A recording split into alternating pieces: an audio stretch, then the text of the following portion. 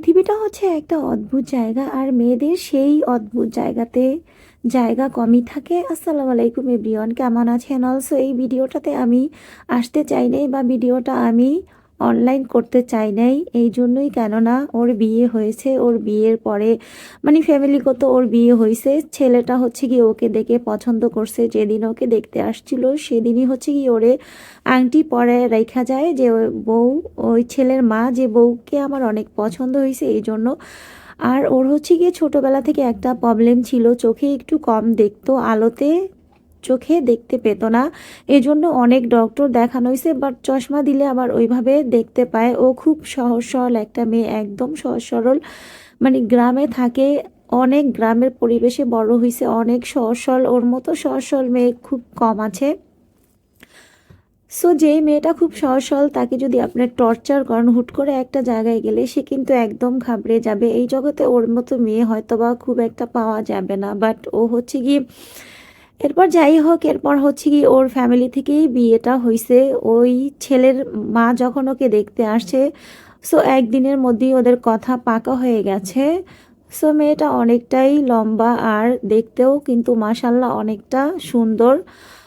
আর হচ্ছে গিয়ে যখন হচ্ছে গিয়ে সবাই একসাথে মিলে বিয়ে ঠিক করছে, পরের দিন ওকে ভালো করে ধুমধাম করে অনুষ্ঠান করে, ওরা বাড়িতে থাকে, গ্রামে থাকে কিন্তু শহরেই মামি যেইখানে থাকে ওর সেইখানেই অনুষ্ঠানটা করা হয়েছে। সো সেইখানে হচ্ছে গিয়ে ওরে বড় করেই অনুষ্ঠান করে বিয়ে দিয়েছিল।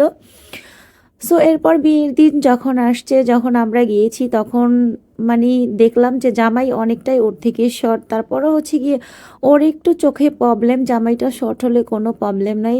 ভালোবাসা দিয়ে কথা হচ্ছে, মেয়েটাকে যদি কেয়ার করে ভালোবাসে, সো এইটাই হচ্ছে ব্যাপার।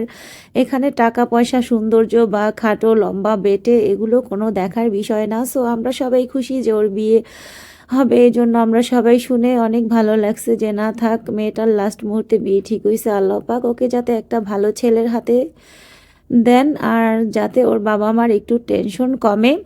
কিন্তু কথা হচ্ছে বিয়ের দিন যখন ওর জামাই আসে, তো দেখলাম যে অনেকটাই ভালো। আমরা সবাই গেট ধরলাম হুড়োহুড়ি করে, তো দেখলাম যে না জামাইটা অনেক ভালো। যখন হচ্ছে গিয়ে খাওয়া দাওয়া শেষে ওকে দেখতে আসছে, একটা গলার নেকলেস ওকে পরাইছিল। সো সে তখন হচ্ছে কি আমি এভাবে ভিডিও মেক করি নাই। তো এরপর ভাবলাম না জামাইটা অনেক ভালো, কথাবার্তা বলে বুঝতে পারলাম যে না হাজব্যান্ডটা অনেক ভালো, ফ্যামিলির লোক যে যেমন হোক ওকে কেয়ার করবে, ভালোবাসবে, তাহলে তো ওর আর কোনো প্রবলেম হবে না ইনশাল্লাহ। তো ওরা সব কিছু জেনেই নিছে যে ও চোখে একটু কম দেখে।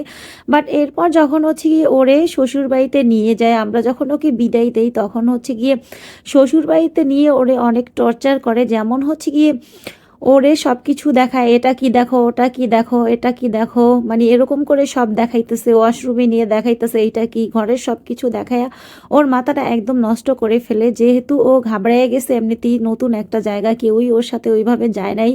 সো এরপর হচ্ছে গিয়ে আমরা সবাই এই কথাগুলো অনেকটা পরে শুনি। সেদিন নিয়ে পরের দিন যখন মেহমান যাবে তখন ওরা অনেকটা ঝামেলা করে।